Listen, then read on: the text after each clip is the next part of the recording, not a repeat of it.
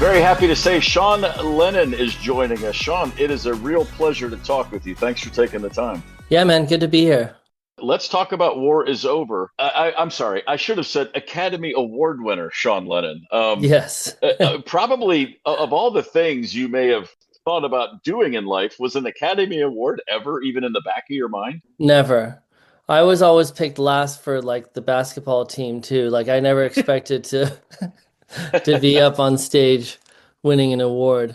It was really wild. But I guess dreams can come true, I guess. When we had the film finished, we Hmm. definitely had a feeling that we had something special. So Right. I did start to suspect that there was going to be some success around the film because it really felt emotional whenever we showed it to anyone. They seemed to be very moved by it. So I started suspecting that there was something good in there. Sure. The film we're discussing, War is Over, inspired by the music of your parents, John and Yoko. This is something you originally put together a while ago. When did you actually win the Academy Award? That was last year. Hmm. Funnily enough, like as soon when we won the Academy Award, I just remember going home afterwards and thinking, well, that's going to be really fun to put out on a streaming service. I bet they're all going to be lining up to stream it. And that actually turned out to be quite a difficult process. In fact, everything around the creative process of making the film was really it's easy and inspired and flowed really well. And we had incredible collaborators like Peter Jackson and Thomas Newman. Right. But when it came to putting a short film, an 11-minute animated film, to putting it out, it actually was pretty difficult. And I think that has to do with just, well, I guess the film industry as it is right now, maybe there's not a lot Hmm. of interest in that kind of thing. But also the 11-minute length is sort of an odd length. It doesn't perfectly fit into formats. So I didn't realize until after the Oscars that we had a lot of work ahead of us, but I'm really happy that it wound up being on YouTube because they've been really supportive of us. And it seems like the timing was right leading up to Christmas and New Year. So, in a way, I think everything sort of aligned and came together in the perfect way. War is Over is available, as Sean just said, on the John Lennon YouTube channel. They are raising donations to help War Child, a great organization. It's a beautiful film. I was able to take a look at it, and it's also, I couldn't help but think about, it's so sad that this film is necessary. It's so sad that this film is still so of the moment. We're talking about a song that was written over 50 years ago with a real dream and a message of positivity. And it's a song that has been embraced radically and passionately by every generation since. And yet here we are still looking around the planet at war and at people frustrated by our inability to move past it. It's really tragic, in fact. I always think about that interview with my dad. He's sitting next to my mom outside of Tittenhurst, that period when they were sort of filming themselves every day. And he's so optimistic. He says, the 60s was just like waking up in the morning, and now I feel like it's just beginning or something. And, Hmm. we're just, things are just getting started. And it feels like he's sort of riding on the wave of the magic of the summer of love and the 60s revolution and all that stuff that was happening. Really felt like the world was at least putting violence behind it, or potentially Hmm. was going to. And it is really tragic to see that I guess we haven't really progressed as much as we thought we had. And Hmm. I'm actually very surprised by it. I remember in the 90s, when I was a kid in New York, there was that book that was released called The End of History, which was this kind of thesis from this Japanese American historian who said, yeah, well, now democracy's just going to kind of spread around the world, and we're not going to have war anymore, and it's going to be a global free market. And, essentially, this is the end of history because there will be no more Hmm. conflicts between states once everyone becomes a kind of mixed market economy or whatever. And I remember that, it was, I think it was a New York Times bestseller. Everyone sort of bought into that idea. Right. And yeah, it really didn't turn out to be the case. For sure, the message of John and Yoko, the message of peace and love, the message of Gandhi and Martin Luther King, those messages are sadly as relevant and meaningful and important as they've ever been. But there is something tragic about it. And I think most people I know feel it. There's like a kind of sadness about how Hmm. much conflict there is in the world and also between people within countries. We sort of feel more and more separated from our fellow man, despite being more and more connected to each other through technology. It's Well, somehow it's inversely proportional to how connected we are as human beings.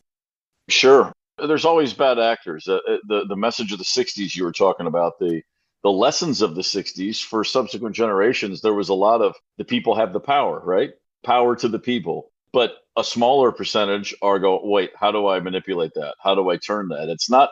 It's never a majority, but it's just a minority of people that look at any situation and think exploit, mismanage, misrepresent, move it over here. As long as people are looking for their own gain, you're going to have this sort of thing. And we've all been called naive. We've all been, I look at, you may say I'm a dreamer. I mean, your dad said all these things, wrote all these things, shared all these thoughts I'm expressing. But at the same time, I will never say it's naive to think that music can be something that will always bridge those gaps. I mean, at the worst of times, music saves lives. It might not fix societies, but it certainly saves humanity. I agree. I mean, I think music, the reason we talk about music as being the universal language, a lot of it has to do with the fact that we are all brothers and sisters, we all come from the same evolutionary background. We were all fish and amphibians crawling, up out of the water, and we all Hmm. migrated out of Africa, 300,000 years ago or whatever. And so we really are a brotherhood, and we're a family. We're a global family of a species called human beings. And I think we forget that, but music is a beautiful reminder that we're all connected through love of music, but also, we're all connected through being fathers and mothers and sisters and brothers and sons and daughters. I mean, there's so much that connects humanity. There's so much more that connects us than separates us. And it is really tragic that, my mother always said there's the war industry and the peace industry.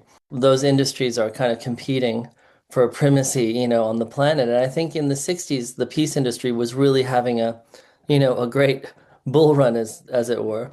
Right. And I think it has been a bit diffused right now because I think the negative people in the world, or those power hungry people, as you call it, or the war industry, as my mother would call it, they've managed to sort of insidiously exploit media and technology and the internet to sort of have us fight amongst ourselves.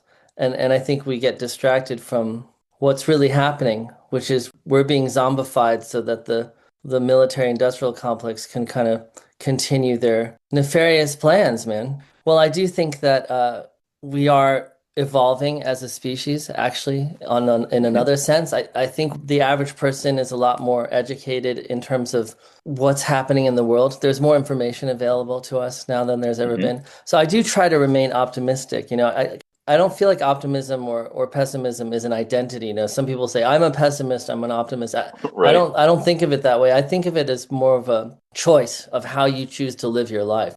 And I Hmm. think that despite, all the war around the world and how divided every nation seems to be internally at this time, I think we have an obligation to remain optimistic because I think the way you frame your reality has a huge influence on the outcome of your reality.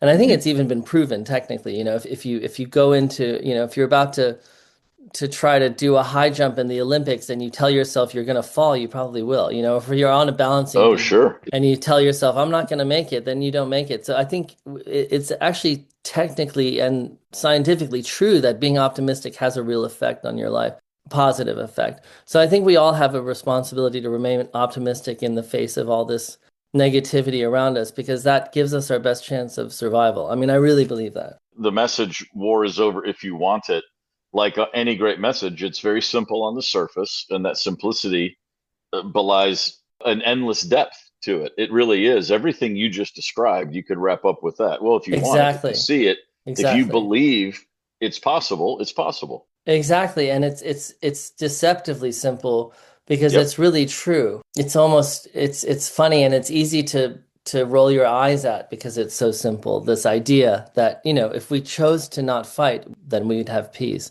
I mean, Hmm. it's a fact, but it's so simple that it's easy to kind of be cynical about. But that is what I'm getting at. I mean, I think the message of war is over if you want it is at the heart of this idea that we are the architects of our future and our Hmm. reality. We collectively create the state of the world. And I think that sometimes we feel powerless and we don't want to take responsibility for our part in where we're at. But I think it is a really profound idea that if we all took responsibility for it and chose to be positive and work for the peace industry and not support, the war industry, I think the world would be a much better place. Obviously, that seems very naive to say, but I think it's really true. So, it is what Well, it I is. mean, the messages that have endured for millennia are always the simplest messages, positive and negative, good and bad. There's depth to simplicity. Just because it's simple on the surface certainly doesn't mean there's not something more there. And I would point to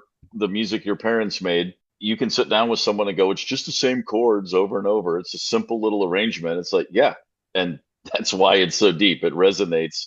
And this song specifically, Happy Christmas, War is Over, that song, I watch it in my own kids when they were little and they would hear it. It's just from the opening moment of the song, rooms go quiet. People hear it. Oh, and it's taken on such great meaning as, hey, it's Christmas time, but it's also at the time it was released, it certainly was a battle cry for peace, if that makes sense. And Yeah, of course.